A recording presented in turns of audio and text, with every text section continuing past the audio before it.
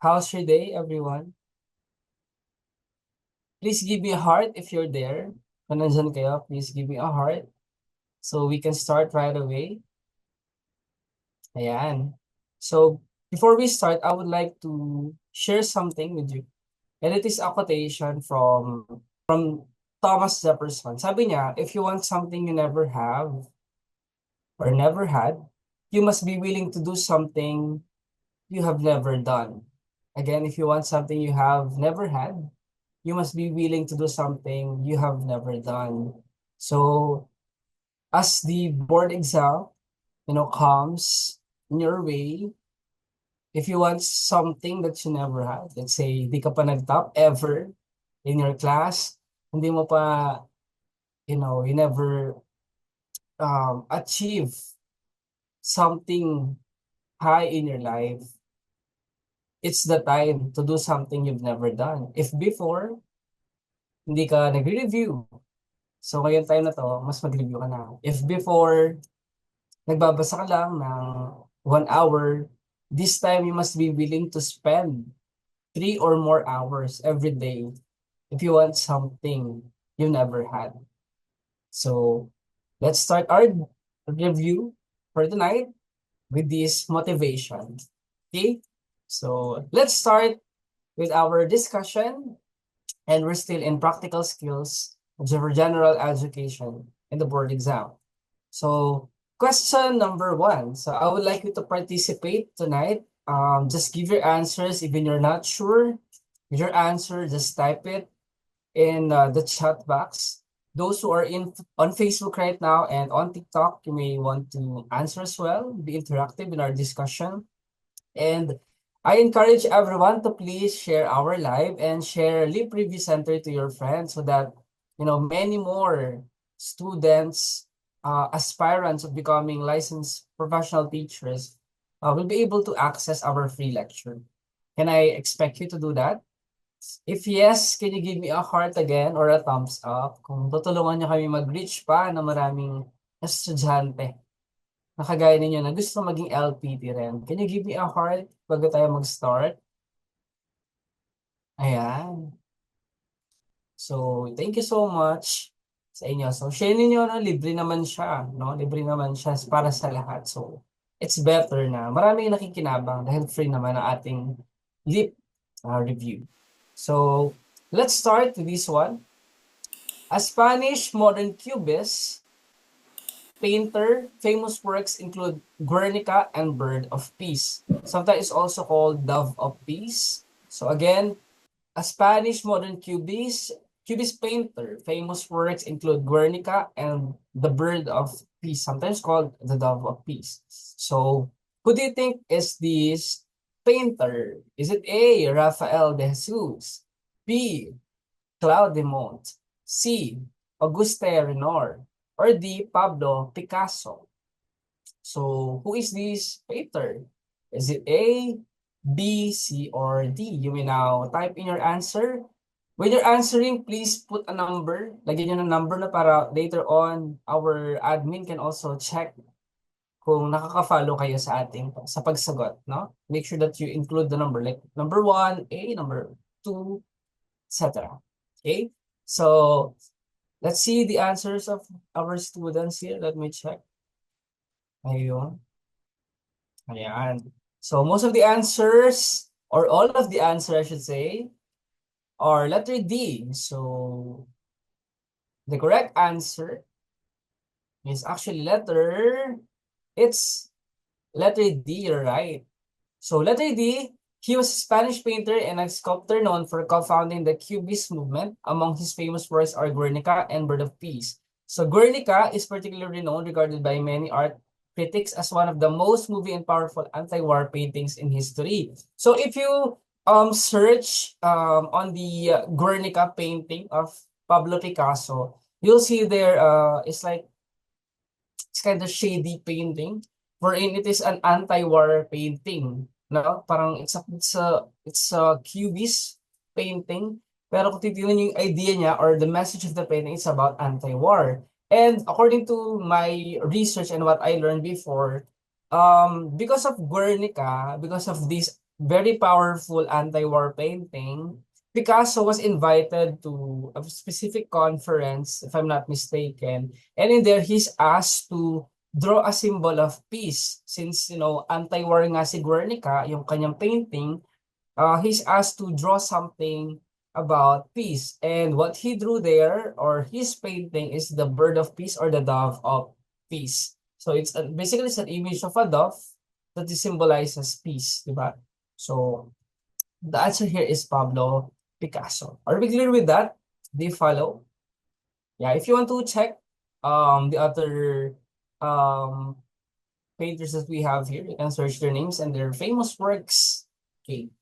Next question. Which uses metal, wood, stone, clay, and glass?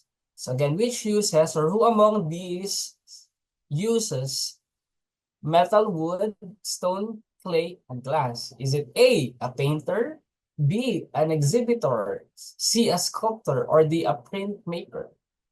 So which uses metal, wood, stone, clay, and glass? So this one is actually, I think it's an easy question. Just by using your common sense, you'll be able to answer this one correctly. So C, all of the answers are C. How about the others? Do you have any answer or different answer? You may want to type it in.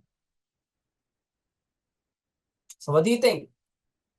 May iba bang sagot dito? Ayan, wala namang umiba. Thankfully, walang umiba. Akala ko may iba eh. So the correct answer is very easy. It's a sculptor. Okay, so basically a sculptor or artist who create three-dimensional artworks by shaping or combining materials such as metal, wood, stone, clay, and glass. So these materials are often used in sculpture to create a wide range of artistic expression. So sa painter ba, ano ba yung ginagawa ng painter? Ano yung mga gamit or tools associated to a painter? You can say brush, no? Paint, mga ganyan. Natin, meron bang, yan, brush. So pag brush, we know that it's a painter. How about an exhibitor? Ano ba yung ginagawa ng exhibitor? An exhibitor daw is someone who organizes an exhibit. O ganun siya. Okay, exhibitor daw yun. And then printmaker. So basically, printmaker about printing. Printing press, something like that. Question number 3.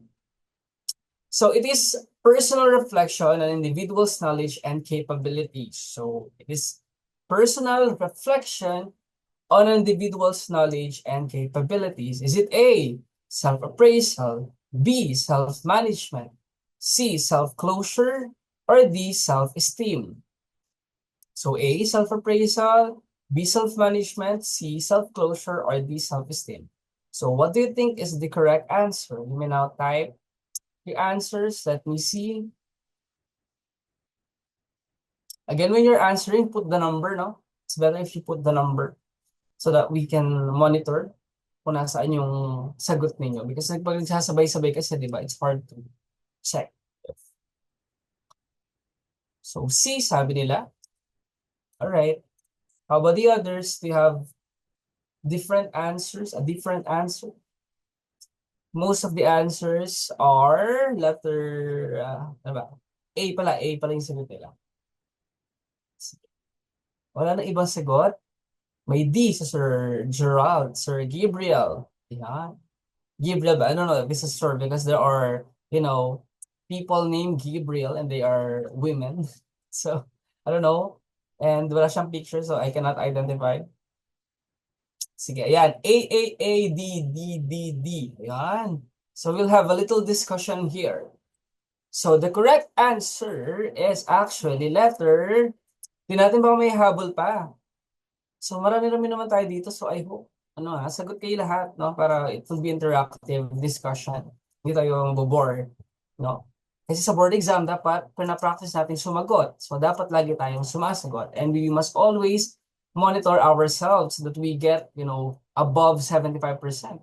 So in here, kahit 5 questions lang tonight, dapat at least you get 4.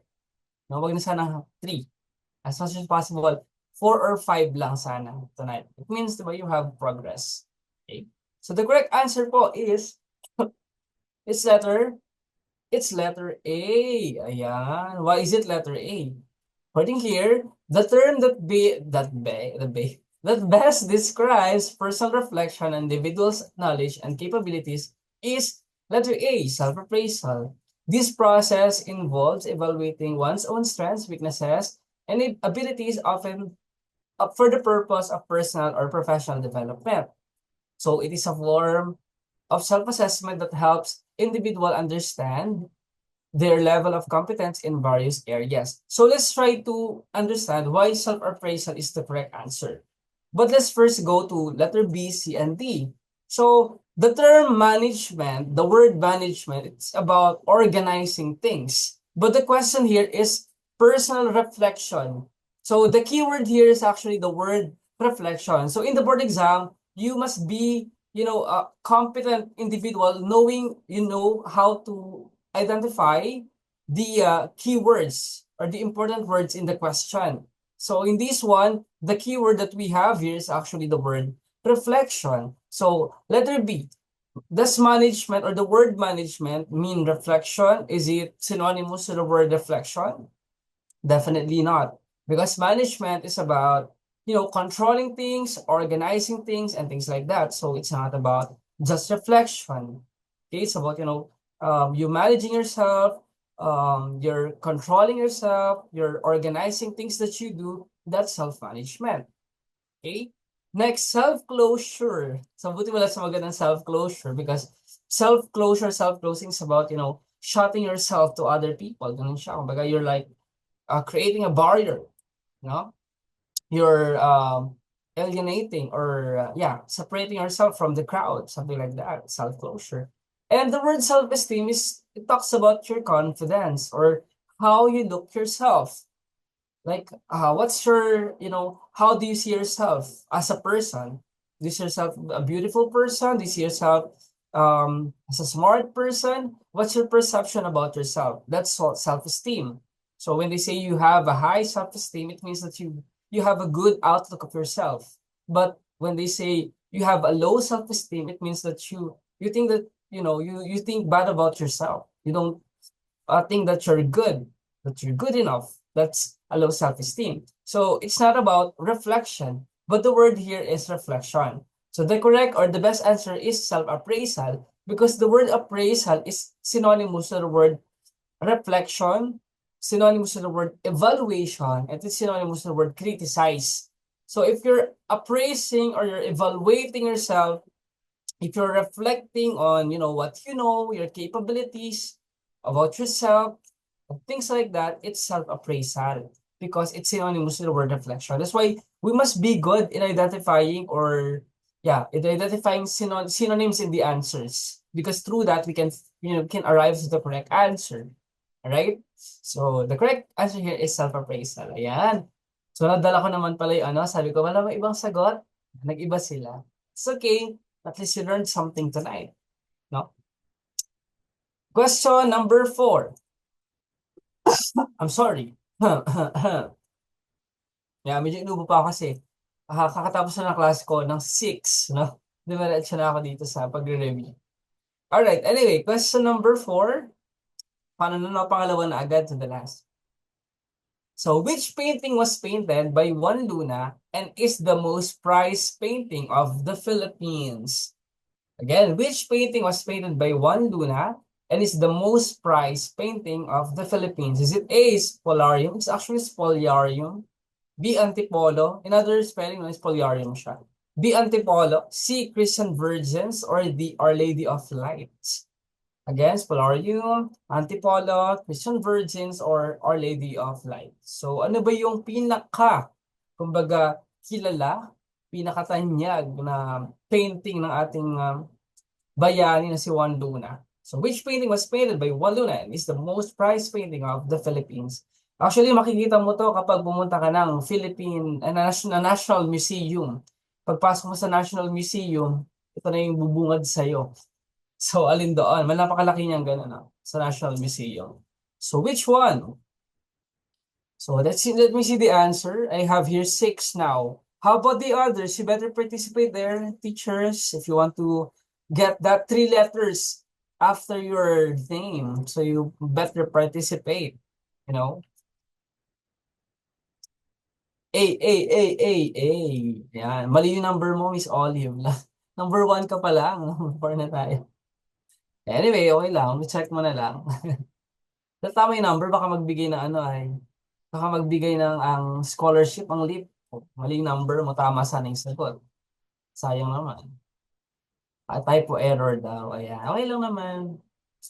O, di ba? Okay, so the correct answer, tama naman kayo lahat, very obvious, it's Polarium. So, the most prized painting of the Philippines by Juan Luna is Polarium.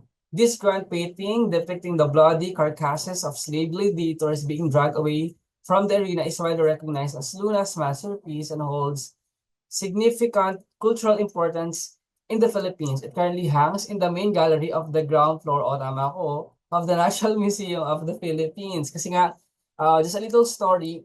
I think this year lang, we went to the, I don't know, last December, we went to the National Museum. And it's my first time seeing this and I got chills, no? Kasi nga, it's a very known painting, not just in the Philippines, but in the whole world.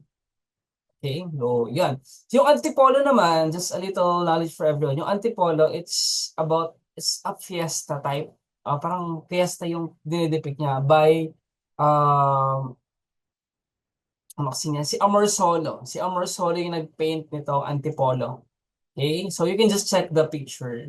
Yung ang Antipolo. And then ito naman, Christian Virgins, kay ano to? Kay Felix Hidalgo. Ayan, kay Felix Hidalgo si Christian Virgins. The Christian Virgins naman, ano siya, like, there's a woman and then parang she's being ridiculed. Ganun by men. Ganun yung picture niya. Like, may isang babae doon, may mga lalaking parang nire-ridicule siya, ganun. And then Our Lady of Light, it's a Christian, ano no, parang it's Mary, no? Mama Mary siya. Yung siya, sa Our Lady of Light. Kay ano din siya, kay Amor Solo din. So yung Polarium kay Juan Luna, Antipolo kay Amor Solo, Christian Virgins kay Hidalgo, and then Our Lady of Light kay Amor Solo ulit. Amor Solo, Hidalgo, Juan Luna. Okay? Never forget the Spolarium by Juan Luna. It's a common question in the board exam. Okay? So, nandyan pa ba kayo? If you're there, can you give me a heart para nakikita ko na kung nandyan ba kayo? Nakikinig ba kayo? Baka natutulog na pala. Ay. So, tandaan ninyo, kapag nagre-review kayo, guys, malay nyo yung inidlit ninyo, yung konting pikit ninyo yun, yung, di ba, baka yung konting pikit ninyo ay, yun pala yung magpapa-top sa inyo or magpapapasaya sa inyo sa board exam. So, dapat when we're reviewing, our mind is alert. We are, in our 100%. No? Next tayo, question number 5 is the last question. But don't worry and don't be sad. This Saturday, I'll have my teaching profession lecture and it is like 2 hours. 2 hours siya. So we'll have more time and we'll have more questions there.